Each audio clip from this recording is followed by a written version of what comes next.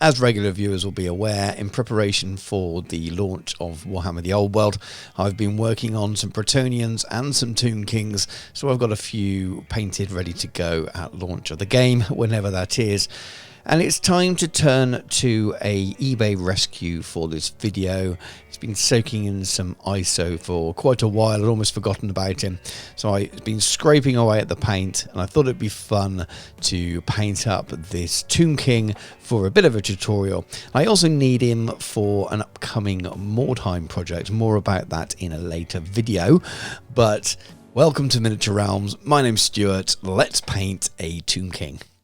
The model has been primed black and then given an extremely heavy coat of white using mostly Zenithal style, but I've covered most of the miniature. There's a few darker undercuts and things left, which will help me the way I like to base coat, which is using contrast and express colour and army painted speed paints and so on. So we're going to start with a contrast skeleton horde, and if you've seen my Tomb King tutorial already, you will recognise a lot of the processes in this video as they match the processes in that tutorial. Now there's not an awful lot of bone showing on this miniature, but I make my way around. We've got the face, the fingers, the knees and the rib cage. So next up, I'm going to be using Contrast Garrick Sewer and Agaras Dunes, and I'm going to be working on the main cape. The reason I've got two colours open at the same time is I'm going to wet blend between the two. Now, some of the techniques I'm using in this miniature are a little bit more advanced than those you'll see in my basic tutorials for all of the troop types. This is still very much a tabletop miniature, but a tabletop character miniature, so it's not going to win any prizes, but I do a little bit of wet blending and things, and it's extremely easy with contrast paint, so I'm sure that most people will be able to follow along. Essentially what I'm doing is starting with the top colour, the darker colour, the Garrick Sewer towards the top of the cape, and then I'm blending it slowly out by thinning it with a little bit of water, and then I come in with the Agaras Dunes below that, and while it's all still wet, blend it in further as well, tapering it out towards the bottom of the cloak so that it's almost white. The cape shows round the front of the miniature a little bit at the sides as well, so you need to make sure you follow those colour patterns and transitions around there.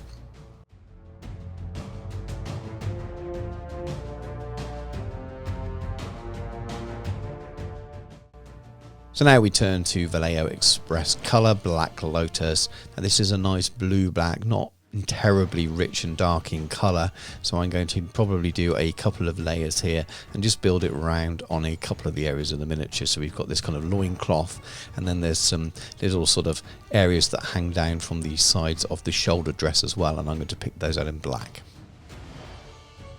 With this miniature, there's also a couple of bits that hang down from the helmet in the same way as the bits come down from the shoulder pads, so I'm making these black as well so they match and tie the whole miniature in. And because this miniature has been mummified, I've decided to make the bandages and things around the feet, the wraps around the hands and feet, this sort of black colour as well, thinking of them as old bandages, making sure that they look nice and dark, and they'll also stand out from all of the browns and bone colours that you have on this miniature. If you go in with a sort of yellowish bandage, it's going to get lost in with the colour of the bone and with the colour of the cape and things as well. So there's lots of spot inlay colour on the gold headdress, and here is some Blood Angels red from contrast, so it's a matter of picking out the areas that you need, and I'm going to go in with gold later on. Now this red and the blue that I'm going to use as well match the theme for the rest of the army I'm working on. The design carries on around the back of this kind of shoulder and headdress style. There's little bits around the waist on the belt as well. Now we turn to Vallejo Express Colour Caribbean Turquoise. It looks very blue, all condensed together in the bottle, but it's a very nice light greenish turquoise, as you'll see as it goes on the miniature. This is the same colour I used for all my army so far, and you'll have seen it in the previous Tomb Kings tutorial. Much like with the red, I'm finding the areas that I want to place it, the areas that aren't going to be painted in gold, and working my way around the miniature, trying to be as clean as possible. It doesn't matter if I go over a little bit with these, because there's going to be a metallic paint going over the top, so that covers very nicely over most things. I'm not too worried about leaving it white, but I still try to keep between the lines as much as possible. There's some extra little bits of detail that I also want to pick out in this turquoise. So on the kind of wristband or gauntlets that go around the forearms of the Tomb King here. And there's also some areas on the boots and things as well. For the areas of leather, I'm going to be using contrast gore, grunter fur. There's a little sort of money pouch here, and I thought that would pick out quite nicely. And because it's a brighter, warmer colour, I think it would stand out next to the slightly cooler browns that are on the cape. I'm also going to be using these on the gauntlets and boots as well, where there's little areas of leather.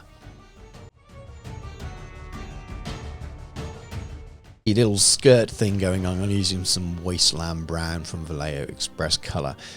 I want to make this a similar colour to the cape, but a slightly different one, so I'm using different paints, so the similar families. It's slightly warmer, it's a sort of a yellowish brown. Looks like there's some scales, so I don't know if this is supposed to be some skin from some kind of desert dragon or something like that, but what I'm doing is making sure that the paint's quite thick towards the top, and then using water and just feathering it out towards the bottom of this kind of these thigh guards or skirt or whatever it happens to be.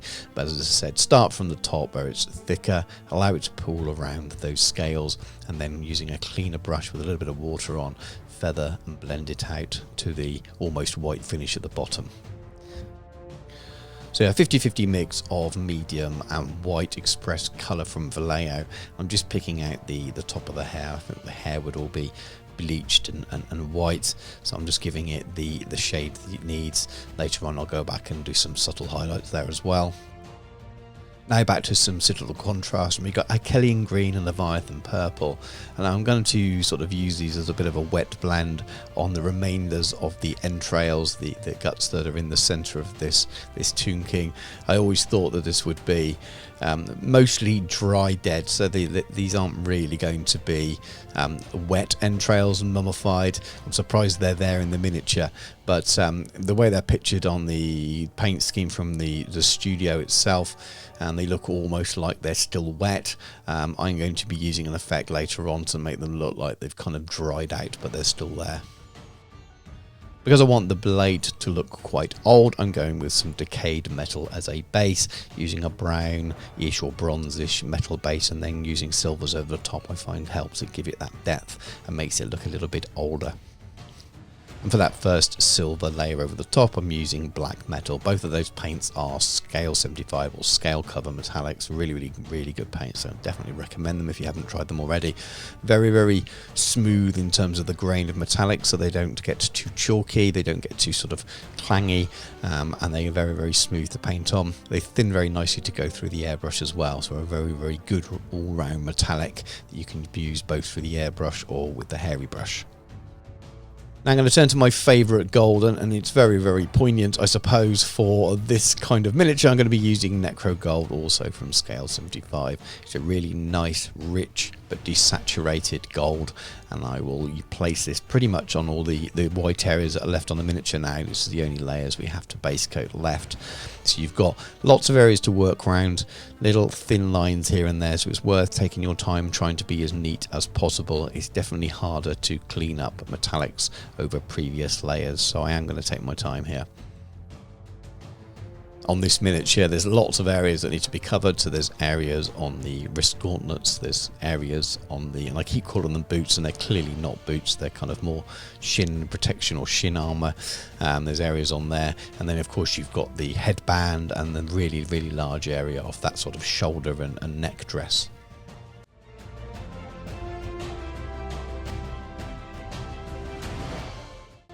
Now to Citadel, so we've got Evil Sun Scarlet and Wild Rider Red. And now I've got both of these colours out at the same time on my wet palette, and what I'll do is I'll start with the darker one, then I tend to mix them together and I build up to the lighter tone, and you'll see that throughout the rest of the tutorial now when I show you more than one colour at the time. And what that tends to mean is that I've got them on the palette next to each other, a little bit of water in there, and I tend to sort of blend them together so I get some nice mixes between them. So again, I'm taking my time, trying not to cover all of the original base layers here. I'm adding some little highlights where the contrast has already given you those outlines to where the highlights should be. That's the beauty of using contrast to base coat with. It runs into those recesses, giving you that natural shadow and really helps you know where to follow along with your highlights afterwards. To highlight the blue and green areas, I've got Caribbean blue from Scale Colour and light green from Model Colour, working exactly the same way as I did with the red, both colours on the palette, mixing them together slightly for that top highlight.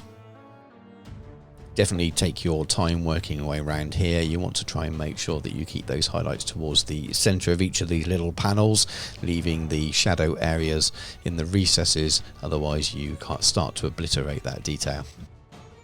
Now we turn to Vallejo Model Colour, and we've got orange, brown and light brown, and these are perfect for highlighting these little brown leather areas. So I go in with the orange brown first, providing that next stage, and then I'll mix in with the light brown to provide some little sort of top area highlights.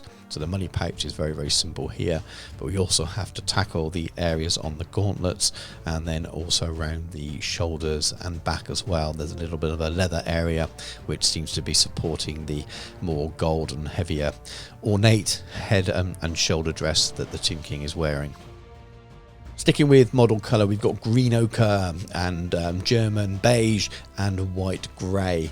These colours are quite different on their own, but when mixed together they will give you the colours you need to highlight this kind of little skirt area. So we're starting with the darkest colour, picking out the centres and then slowly mixing them together and building up. Well, I don't want to obliterate all the darker areas as well, so these scales I'm focusing on the top, and then as we get down towards the bottom of the skirt area, it will almost be pure white.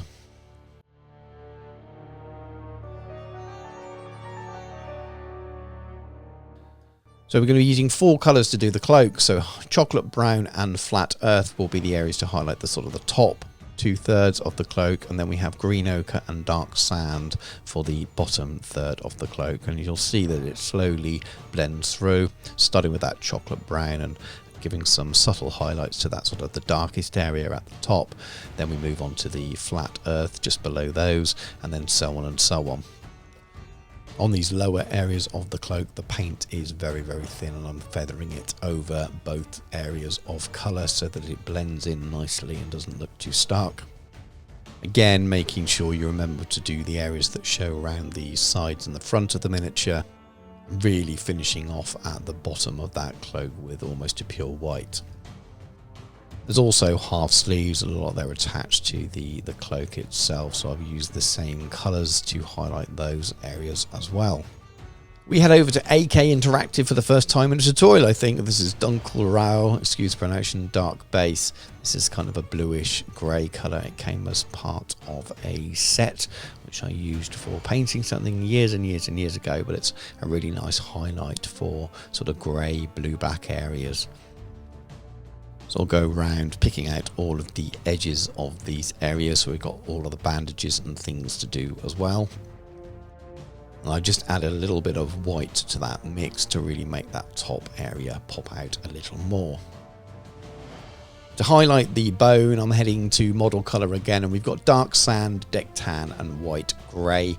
I'm just building these up on layers and also blending the colours together a little bit, as I've mentioned, with the reds and the blues, but not quite as much on the bone here, more standard layering.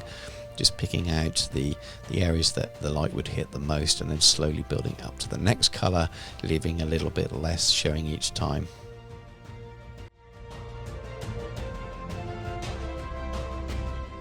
For that very top final highlight, you find yourself just adding the tiniest touch of white on the topmost area where that light would hit, but it really makes the miniature pop that way, and that rib cage stands out, as you can see there. And while the white was out, I just highlighted the hair at the back by painting in the strands at the very, very most top areas of it, leaving that grey express colour paint in the recesses. Now it's time to highlight that gold, and we're returning to scale colour gold, and this is Elven gold, which is the perfect highlight for the Necro gold. Now I'm picking out the little tops of the scarabs there, but they are going to be another colour in the future, but it's just going to help me aim for that colour as I head to it next. But I'm just going around the miniature as I do normally, leaving some of the previous colour in, picking out the edges so that we've got this sort of nice transition between the darker shades and the lighter colours, thinking about where the light would hit, and just letting the paint colour do the job for you, really. There's quite a lot of gold on this miniature, so again, this is worth taking your time so you don't mess it up. You don't want to obliterate the necro gold underneath, because these two colours working in conjunction really produce that nice shiny but deep effect. I've not used any washes on this miniature, I don't intend to. The golds themselves will do the job enough to provide the difference between the dark and the light, and the shade and the highlight. So as mentioned, I'm going to cover those scarabs, and I'm going to be using some contrast black legion, just painting it on flat over the whole scarab area, because I've got a little bit of a plan to make these stand out a little bit. Now this is a colour shift colour from Green Stuff World called Darth Blue. It doesn't look blue in the bottle there, as you can see, but I'm just painting a little bit of this on each scarab, and you get this really lovely, beautiful metallic blue that you often see on the shells of maybe flies or something like that. And I'm thinking that that's quite a cool effect for a scarab beetle jewel that may be on a Tomb King. Now for some Game Air Silver, my trusty top highlight for all things metal. So I'm going to be brushing this in gently on the edges of his massive blade. I'm not sure this is the original blade on the miniature.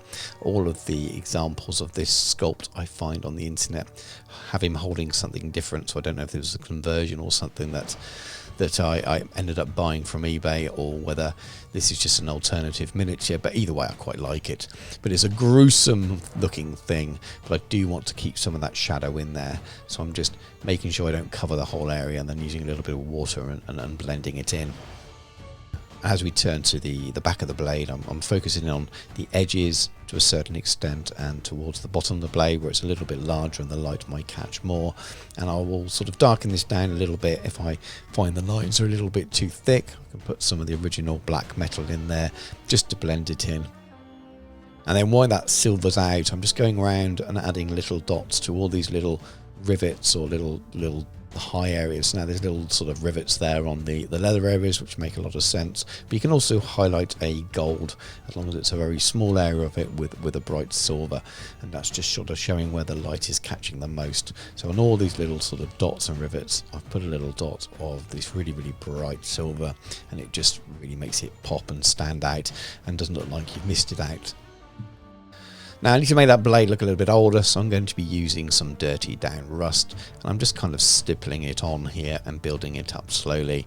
I just want to add a few areas. I don't want it to look like the blade is completely falling apart. As you can see, the rest of the miniature, much of it is quite well preserved, but I want it to look like it has still been caught in the elements a little bit and not been used for a long time. So at the heart it's pretty strong, but it does have the start of some rust just on the surface of the blade, rather than that kind of dry flaky rust which you may get when something's going to crumble.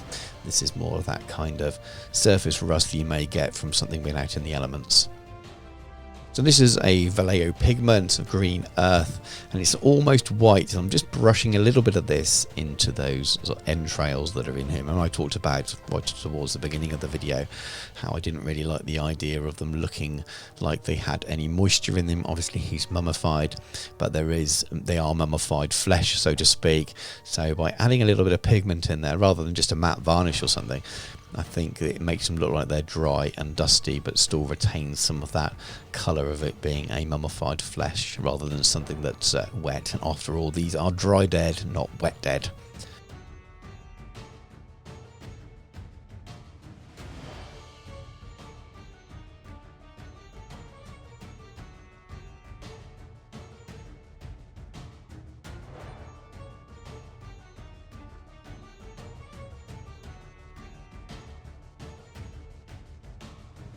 Now I'm going to be using some contrast black Templar here on the base, covering it all over. Now you'll notice this is a stone base. This is something I've 3D printed. found it and made it to the right size. This is 25mm square. I resized it from a 20, and the idea is I'm going to be using this in my old world army, but he's also going to be used in Mordheim for a Tomb King or Khemri warband in Mordheim. Now, I didn't want them to have just sand bases, so I need something that's going to work for both Mordheim and for my army. So these are the bases I'm using for my Mordheim warbands, which you'll see some videos coming over the next few weeks with those. So the idea is to do a bit of a half and half. I like the idea that the Khemri warband, the ethereal magic has also brought some sand with them, and I think that will be quite cool. Now for the sand elements, I'm going to be using the AK Desert Sand basing texture, which I've been using on my army for my Tomb Kings. So what I'm doing here, as I mentioned, is sort of doing a bit of a half and half thing, making a bit of a wash out of contrast skeleton horde for the sand half on the base, and then using a mix of light senna and then dark yellow ochre, and then back to that green earth again, and that's my 3 pigment mix to go over my desert basing, and just giving it a little bit of a mix. So that gives you this sort of brown base area, and if you brush that in over the cobbles as well, it will sort of tie it in, but it also doesn't look so out of place if you were in a street situation. It's a very kind of medium brown, and I use that on my sort of earth bases and things as well. And then the yellow is quite vibrant and gives you that feeling of warmth and heat you might find in the desert.